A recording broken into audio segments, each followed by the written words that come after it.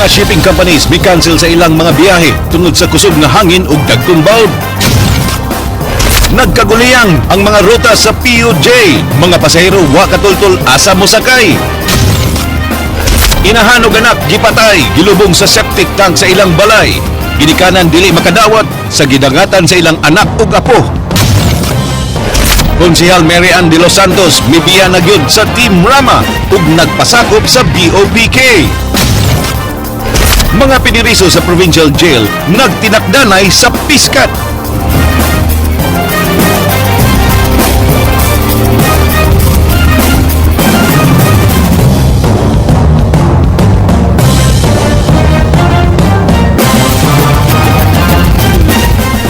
Maayong hapon, Sugbo, Kabisayan. Naukay nasab ang Sugbo sa laing niloob nga krimen nga nadiskubrahan kaghapon sa buntag. Kini naglambigid sa mag-inahan nga gipatay og gilubong sa septic tank sa ilang panimay sa lungsod sa Minglanilla. Kini ang giaksyonan ni Leslie Caminada Vistil.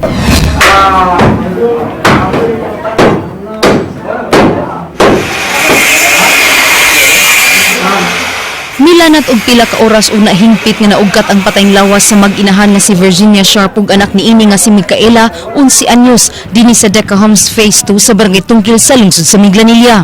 Alas 9 sa buntag kaghapon, nakadawat og report ang kapulisan nga naghangyo kanila nga ablihan ang panimay sa mga Sharp.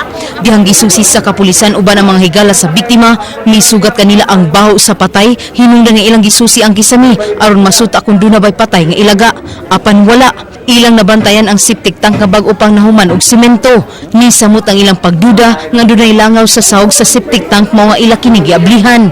Dinhi na napalgan ang patayng lawas sa mag-inahan nga halos usa ka semanang waig kita sa ilang silingan higala ug maestra. Kuan pa siya kanabang lain nagbaho jud pero gatora sila patay nga ilaga lang kaya naman sila nakita nga ilaga giabli nilang kisami wala man. So karon kay kanang pag-ani nila sa ubos nakita man sila kana septic tank nga dili kana septic tank ba nga pag-ana sa kuan humok pa sa moto gi open nila moto dito na kuan nga naa siya dito. So nag-contact mo siyang mama? Ni-text me niya after sa Monday lunch, but then wala siya reply.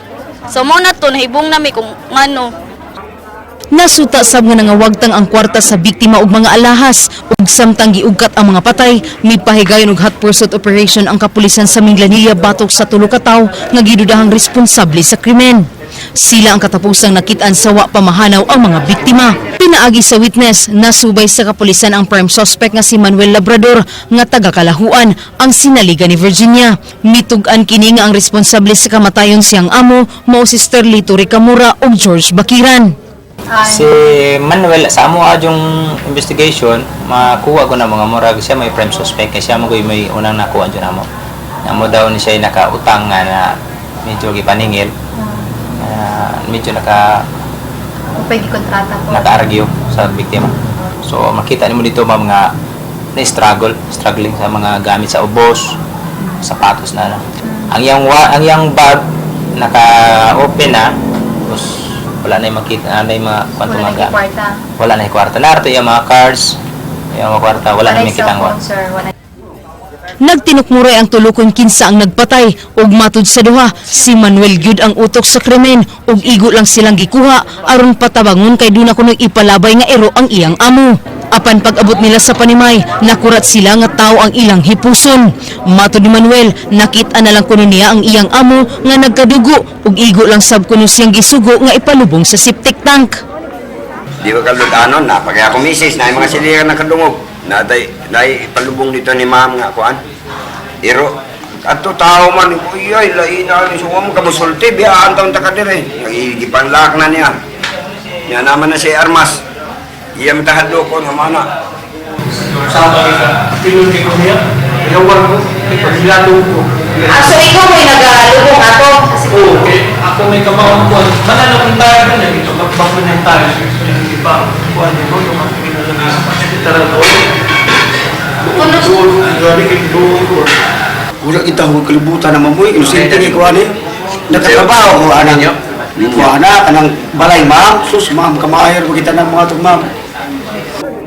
Gipaabot pa sa Minglanilla Police ang resulta sa examination sa crime scene investigation kung unsay nakaingon sa kamatayon sa mga biktima ug kung dunabay nahitabong pagpanglugos o napatya. Nasayran nga ang biktima na minyo sa usa ka British national ug tua pa kini sa laing nasod. Alang sa Aksyon Bisaya, Leslie Caminade Vistil. Naglisod og dawat ang inahan ug apuhan sa mga gipamatay sa lungsod sa Minglanilla ug mapasab mabot ang bana ug amahan sa mga biktima. Gisundan ang aksyon ni Jinky Rosit. Wa damhan ni nang Narcisa nga patay na ang iyang anak nga si Virginia ug ang iyang apo nga si Micaela Sharp. Gikan pa siya sa Zamboanga del Sur dihang ipaybaw nga na-missing silang Virgie ug Mika sukad niadtong Sabado.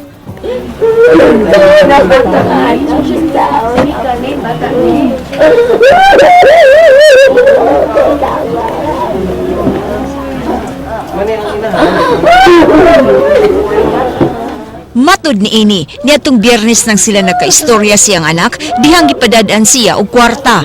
Iyang gihulagway nga usa ka manggihatagon og buutan nga anak ang biktima, mao nga maglisod siya pagdawat sa kalit ining kamatayon. Mahal to yung ingon sa papan. O sige ma, I love you ma, bye-bye. Mahal to yung kuan, mahal to yung ingon. Ugma gikatakdang moabot ang bana nga British ni Virgie nga si Robert. Ila pang isgutan kung asa dado ng abus sa mga biktima sanglit kinahanglan kining i-cremate kay anaa kini sa state of decomposition. Hustisya karon ng gipangayo alang sa iyang anak ug apo. Salamat ko na dapat na. Gusto na ako makita na ito anak kay ako siya napupukon. May na lang magkasilaw ko niya. Makabalis ko. Siyang ibuwada. Alang sa Aksyon Bisaya, Jinky Rosit. Gihangyo sa Pangulo sa Kapulisan sa Lalawigan sa Subo ang mga kauban sa prime suspect nga si Manuel Labrador sa paghimog extrajudicial confession ingon man ang mga sakop sa media aron mapalig-on ang kaso sa pagpatay sa mag-inahan nga Sharp.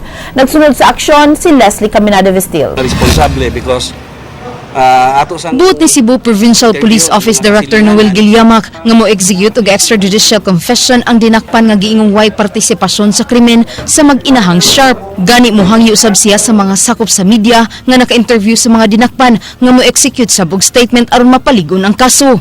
Matud pa ni Guilliamac, ang maong lakang makapalig-on sa kaso ug matumbok ang angayang manubag sa hitabo.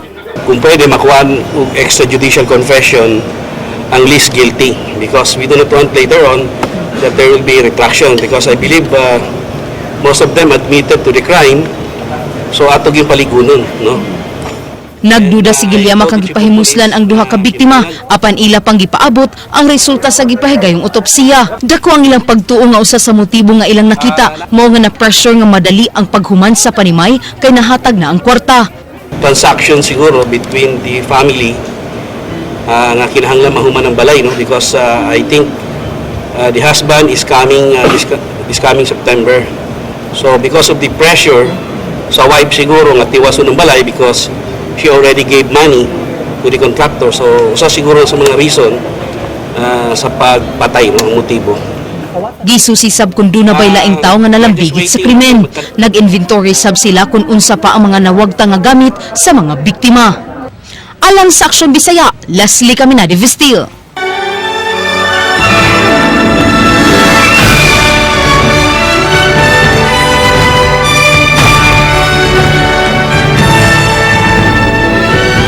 Nagkaguliyang ang rota sa mga PUJ ug naglibog ang mga pasahero kung asa manakay. Wala pagi sa mga jeep di pasahero ang pipila ka mga dalan nga agian sa mga delegado sa APEC meetings. Andrea Patenya, Sugidlimi. Sa Mactan Cebu International Airport palandaan, makita na kung unsa kahugot ang seguridad nga gipatuman alang sa pagpangabot sa mga delegates sa Asia-Pacific Economic Cooperation kun APEC meetings nga formal nang magsugod ug mga adlaw.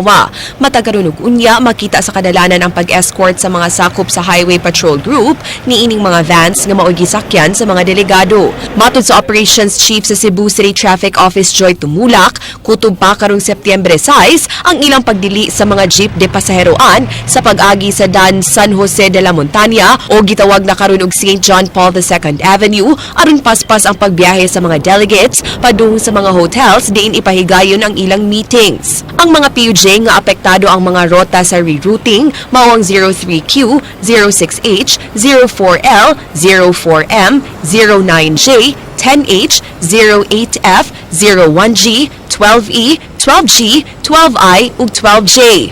Di na sila mahimong manguha og pasahero sa SM Terminal o St. John Paul II Avenue ug kadaghanan nila dinhi na magpasakay sa ilang mga jeep sa A. Soriano Avenue at bang sa bagong White Gold Mall duol sa Queen City Memorial Garden. Mahimo sab mag-atang ang mga pasahero sa Dan J. Briones ug J. De Vera kung diin mangagi ang mga PUJ.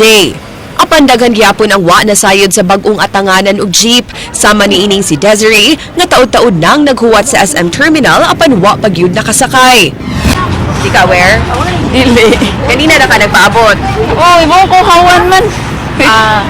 Kay? Ambot asa sila. Matod sa CCTO, wa sila nagkuwang sa pagpahimangno sa publiko kabahin sa mga kausaban sa rota.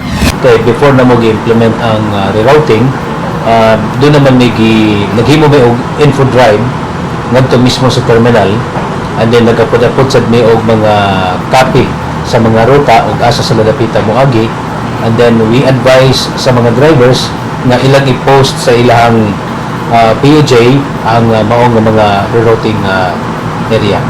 Ang uban, nireklamo sa kalayo sa ilang lakpon padung sa bagong PUJ stop, samtang ang uban nakasabot ra niini. Hasol gamay? Oo. Kay? Ay, layo naman paglakaw. Hindi naman tayong ritsok sakay. Karon ni lakaw ka. Lakaw dili. Layo ang Layo sa gamay. saman okay ra or Okay ra sa, okay ra. exercise ginagay. Samtang ang mga PUJ drivers nagbagulbol kay menos na kaayo ang ilang kita kay wa na sila ma-pick up nga pasahero sa bagong rota. Lugos na makaabang. Kay? Kamay na kay pasahero. So ni gamay ni ginan siya. Say, wa sobra. Say, likabang. Nga ang kuan dili traffic, mas ni traffic ba or Okay raman yang van. okay ra? So mas linos lang yun ang pasahero. Pasahero. Ang nabulahan na hinuon karon mao ang mga habal-habal drivers nga maunay sakyan sa mga pasahero nga gikan o padung sa mga lugar buyon sa St. John Paul II Avenue. Ang uban napugos na lang gyud sa paglakaw padung sa ilang mga destinasyon. Samtang gipaybaw sa CCTO nga sugod ugma, magsugod na sab ang total truck ban sa St. John Paul II Avenue padung sa Salinas Drive hangtod sa Marco Polo Hotel. Ipaubos sab sa truck ban ang eskina sa TESDA flyover padung sa Gorordo Avenue. Matod sa CCTO, nakuha na nila ang pagtugot sa mga truck operators alang niini. Samtang mihangyo na sab sila sa City Hall nga ipa-recall usa ang mga motorsiklo nga gipang-issue ngadto sa ubang department sa City Hall aron magamit sa ilang traffic enforcers. Gawa sa traffic enforcers, napuno sab og mga pulis, medical personnel ug sakop sa army ang mga APEC route. Matod niining tabahante nga si Jess, luwas iyang pamati karon nga daghan siyang pulis nga nakita sa palibot ug nanginaot siya nga mapadayon kini bisan ug humana ang APEC. Because if there would be a lot of police, so at least feeling secure ka, even if mo lakaw ka outside the office. Managlahi ang reaksyon sa publiko kabahin sa traffic rerouting nga gipatuman alang sa APEC meetings apan kung ang heightened security ang hisgutan kadaghanan sa mga tao nakadaig niini. Ang pangutana lang nila kung mahimo man diay ang dugang police visibility atol sa mga dagkong kalihukan nganong di man kini mabuhat sa kapulisan atol sa ordinaryo nga mga adlaw. Alang sa Aksyon Bisaya, Andrea Patania. Karong adlaw mao ang final redeployment conference sa tanang otoridad nga dunay kalabutan sa APEC Summit nga magsugod na ugma. Mao nga niabot kaganiya sa si PNP Chief Ricardo Marquez. Nagsunod sa aksyon si Leslie Caminado Vistil.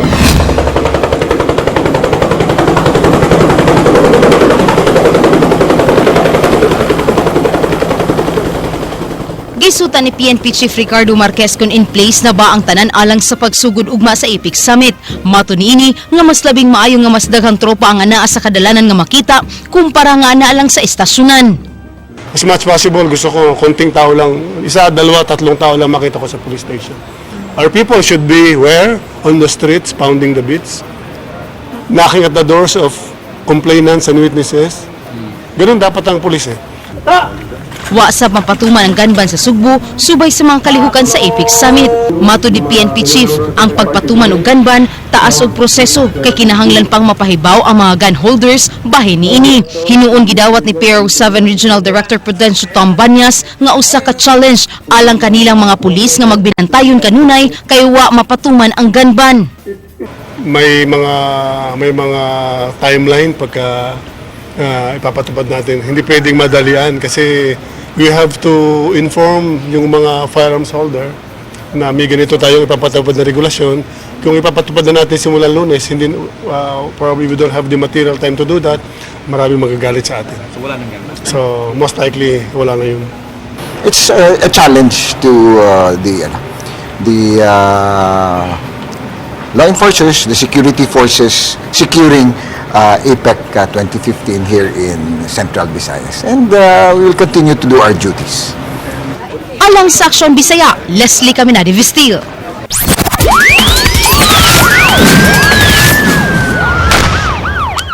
Nakadawat ang Cebu Provincial Anti-Illegal Fishing Task Force ug pasidungog gikan mismo ni PNP Chief Director General Ricardo Marquez kini human sa sunod-sunod nga kalampusan nila sa pagpakgang sa illegal nga kalihukan sa kadagatan. Usa ka Certificate of Merit ang nadawat sa task force agig pag-ila sa ilang mga kalampusan nga nahimo sukad Enero hangtod Disyembre sa nakalabayng tuig, din si Loy Madrigal pa ang ilang hepe. Matud sa bagong task force coordinator, subsub gihapon ang ilang mga operasyon karon batok sa illegal nga mananagat. Sa di pa matapos ning tuiga, tinguha nila nga makaangkon og 4 ka mga patrol boats nga ilang magamit sa operasyon. Nagkuhan nga hagit na mo, no, challenge for the task force, especially nga kanang ako na gitudlo ni ko as the new coordinator. And as I've said, Gidepensahan ni PNP Chief Ricardo Marquez ang wa madayon nga paghatag sa Medal of Valor alang sa namatay nga mga sakop sa Special Action Force, ilabi na kay PO2 Romeo Sempron. Matod ni Marquez, di madali ang pag-asikaso sa mong pasidungog ug moagi pa kini og taas nga proseso. Gipaniguro noon niini nga madawat gyud sa pamilyang Sempron ang maong award kay deserving niini ang maong pulis.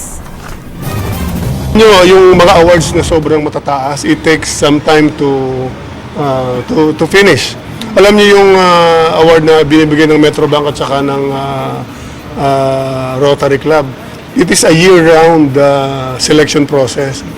Siguro mas mahaba ng konti yung award ng Medal of Valor. Talagang yung each and every step ay binubusising mabuti para number one, para Buy-bust operation o pagpatuman sa search warrant batok sa gilang level 3 drug pusher sa barangay Paho gihimo sa Lapu-Lapu City Intelligence Branch. Nasundan ang aksyon ni Ryan Sorote. Napunog mga pangus ang lawas sa giong notadong drogista sa barangay Paho, Dakbayan sa Lapu-Lapu nga si Salvador Monterola, diyang suway nga misipat sa gihimong buy-bust operation sa kapulisan pasado alas 11 kagabi. Sa atubangan sa Paho National High School, napusasan kini sa mga sakop sa Lapu-Lapu City Intelligence Branch uban iyang mga sinaligan nga silang Ronnie Espina o Junichi Igot.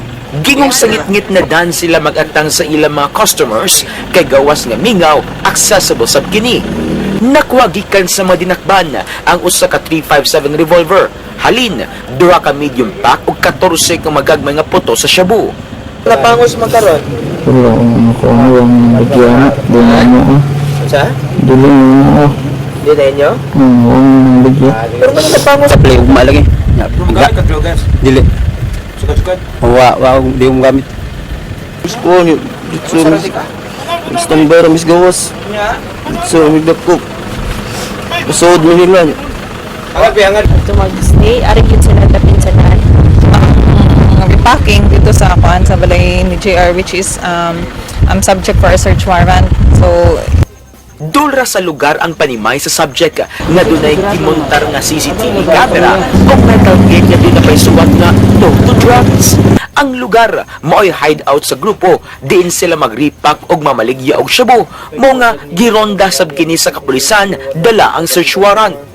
And PO1 Gerald Ginto that there are good sufficient reasons to believe that respondent J.R. Monterola, Badeo Monterola Jr., Salvador Monterola of Acacia Street, Lapu-Lapu City is engaged in illegal drug trade activities and has in his possession and control an undetermined quantity of illegal drugs. Nakuha sa kwarto ni Monterola ang laing 8 ka mga dagong puto sa shabu nga giingong bag-o lang gi-supply. Suma total, mukabat og dulan 700,000 pesos ang kantidad sa ginadaling drogas ang nasakmit. Natigayon ang mga operasyon base sa nadawat nga mareklamo batok sa subject. Giulagway nga idlas og maro ang level 3 drug pusher nga si Monterola kinsa mag-usa ka tuig na nga namaligya og shabu. Ano siya is one of the I shall say one of the thinking illegal drug peddlers. That's why niabot ko sa decision nga I should apply for a search warrant rather than i-bypass it. Alang sa Aksyon Bisaya, Ryan Sorote. Gi-cancel sa pipila ka shipping companies ang biyahe sa ilang mga gagmay nga barko tungod sa kusog nga hangin ug dagkong bawd. Walay gale warning nga gi-issue ang Pag-asa alang sa Central Visayas apan gibana-bana nga mag-anam og kakusog ang hangin. Ang dagan sa panahon gisundan ni Andrea Patenya. Ubo sa gale warning ang Eastern Seaboard sa Visayas, mao nga pipila ka biyahe sa barko ang gikanselar karon gikan sa Subo padung sa Leyte. Ang gipangkanselar nga biyahe mawang sa Ocean Jet 5 ug Wisam Express 7 nga nagbiyahe gikan sa Cebu padung Ormoc, MV Mika Marie 5 ug MBCA Junmar 3 gikan Pilar Camotes padung Ormoc, MV Super Island Express 2 gikan Tangil padung Liko Gihulngan ug MV Lady of Victory gikan Naga padung Samar. Tungod kay wapay gale warning sa Central Visayas, padayon pa ang mga biyahe padung sa Bohol ug napuno gihapon ang ticketing booth sa mga pasahero nga buot mamakasyon karong long weekend. padung mo sa Bohol kay Paglaag. Ano man? Kay long weekend man para ma-enjoy. So, bisag medyo bati ang panahon, okay lang. Okay lang man siguro, patugpan man ni Lord. Matod sa Pag-asa, 47 kilometers per hour pa lang ang gikusgon sa hangin nga ilang na-record kaganihang buntag sa ilang Mactan Station ug diha pa sila mo issue og gale warning kung maabot kinig 60 kilometers per hour pataas. Kay nagkaanam-anam og kakusog ang hangin, posibleng karong hapon uugma sa buntag na sila mo issue og gale warning alang sa Central Visayas. Sa pagkakaroon ni pahimang nuusa sila nga likayan na ang paglaod sa gamayng sakayang pangdagat sama sa mga bangka nga gamiton sa mananagat o kadtong mga mag-island hopping. Tungod sa natayong enhancement of habagat o southwest monsoon, mas delikado karon tungod sa kusugang hangin, so mas dagko din ang bawod. Samtang ubos gyapon sa public storm warning signal number 3 ang Batanes Group of Islands ug Northern Cagayan, lakip na ang Babuyan ug Calayan Group of Islands. Signal number 2 ang ubang bahin sa Cagayan, Northern Isabela, Kalinga, Apayao, Abra ug Ilocos Norte. Signal number 1 ang ubang bahin sa Isabela, Ifugao, Mountain Province, Benguet, La Union ug Ilocos Sur. Kaganihang alas 10 sa buntag nasigpatan ang mata ni Bagyong Ineng 130 kilometers east of Calayan, Cagayan. Doon na kini hanging gikusgon nga 170 kilometers per hour duol sa sentro ug pag-unos nga 205 kilometers per hour. Nihinay og samot ang westward movement niini ngadto na lang sa 7 kilometers per hour ug nagpabilin iyang typhoon category. Ugma sa buntag kini gikatakdang mo landfall sa Batanes Islands ug mugawas sa PAR karong Lunes. Samtang si Typhoon Atsani nagkakusog ug niabot na sa 215 kilometers per hour ang hangin base sa international models apan nagpabilin ang weather forecast sa Pag-asa kadi kini musod sa PAR kay mo recurve ug mang adlaw.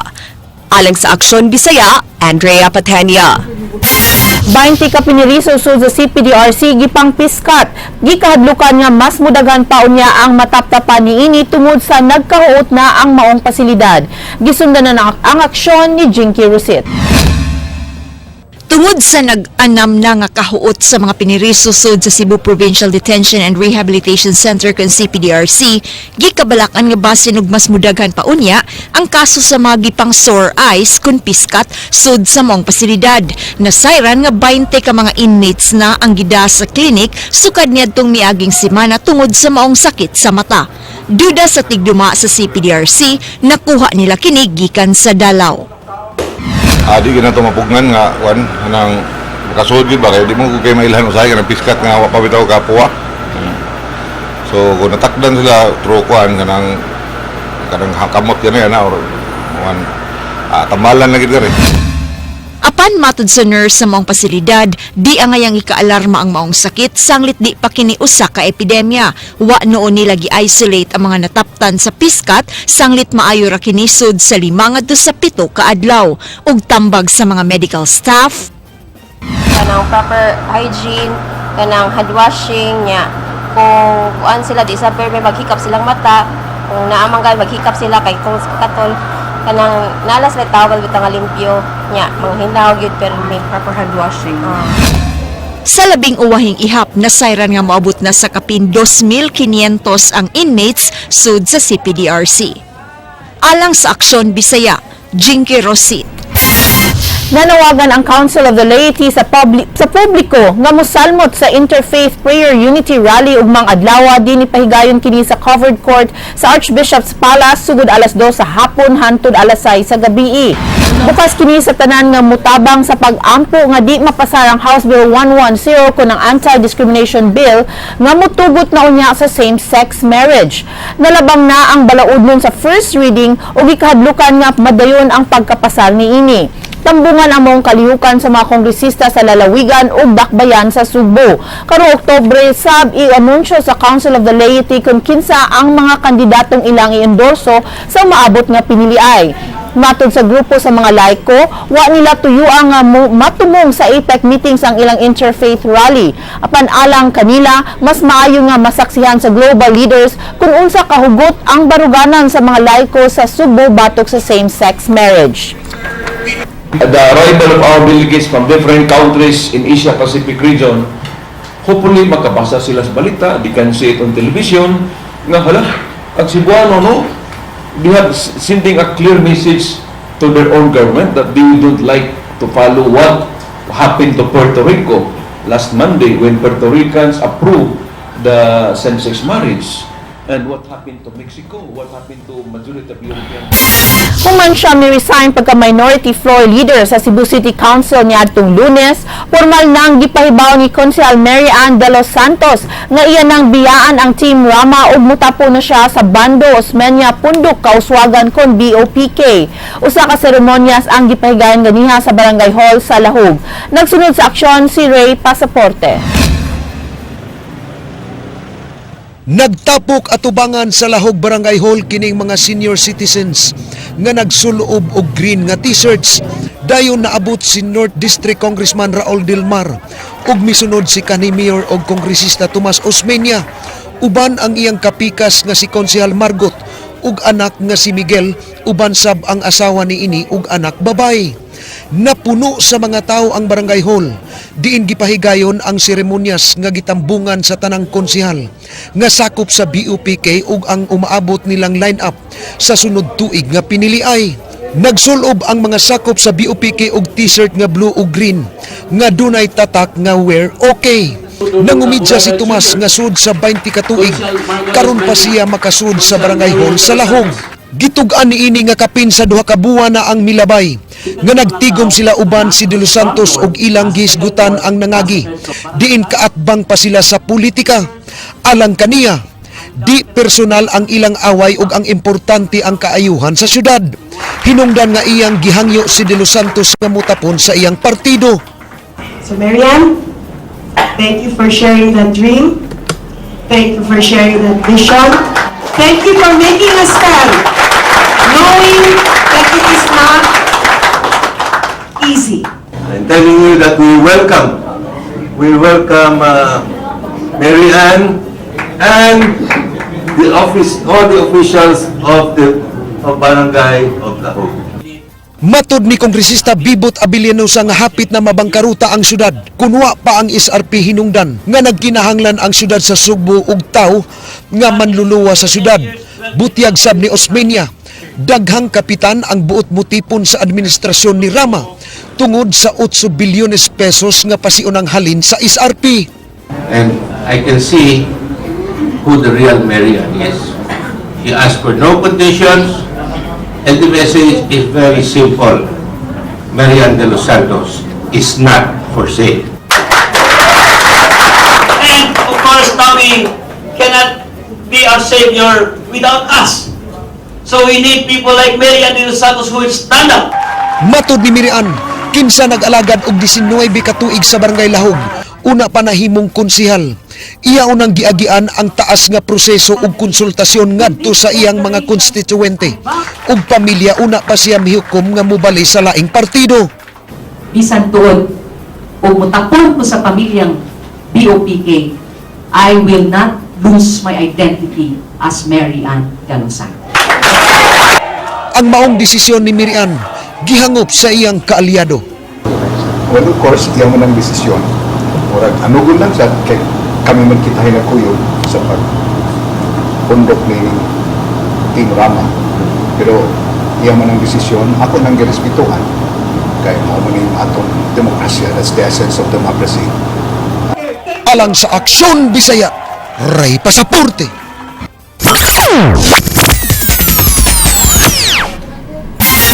Ipaygayon karong Setyembre 19 ang Siomai Festival Fun Run nga pasildahan sa TISA Senior Citizens Association inabagan sa TISA Barangay Council. Ang kalihukan mo tipik sa kasaulugan sa tinuig na kapistahan ni Senior San Lorenzo Ruiz sa maong barangay karong Setyembre 27. Tulo ka mga kategorya ang mahimong salmutan sa Mahiligon ug Dagan diin 350 pesos ang registration sa 9K samtang 6K 300 pesos ug 250 pesos sa 3K. 15 anyos pataas ang mahimong moapil sa fun run ug alang ni atong buot mo salmot mahimong moadto lang sa barangay hall sa TISA. This is the first where the barangay is involved because kanang giaprubahan man mi sa barangay through our resolution yun to have this fun run. Tanang mga requirements nahimo na namo.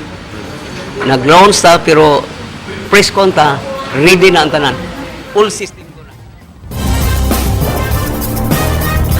Kadto ang tunga sa oras nga pagbalita sa Aksyon Bisaya. Mga balita nga pundasyon sa ligdong nga opinyon o konkretong solusyon. Ako si Georgia Herrera. Bisan asa, bisan kanusa kapatid. Kay gilang kutob sa balita, Aksyon!